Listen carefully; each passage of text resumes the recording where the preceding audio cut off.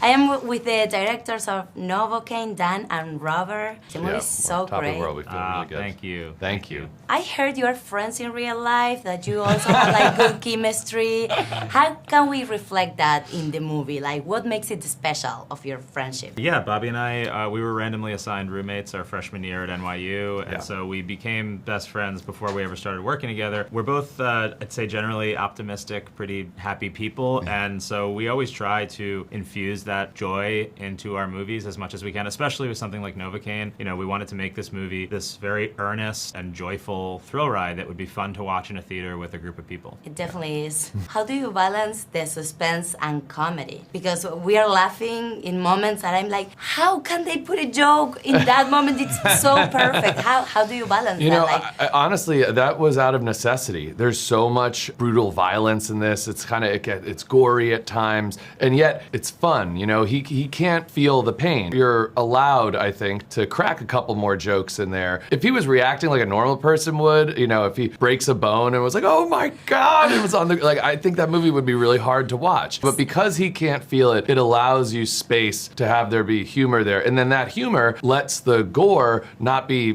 too intense that it turns you off. how could you define Novocaine in 3 words? So usually if it's you could define it in one sentence, and we just say Nathan Kane can't feel pain because I think that Paramount Marketing did such a good job describing this movie. So we'll just go with that. Can't feel pain. Or like Yeah. fun, brutal, heartfelt too. Yeah, You know, yeah. I think that that's part of it, is that what makes the movie unique is that there's not a lot of movies that whose violence slider is this high while also having like the friendship and love story slider also being high. So that's the unique mix that drew us to it. Would you say that it's okay to give it all for someone that you just met? Yeah, I mean, look, it all depends.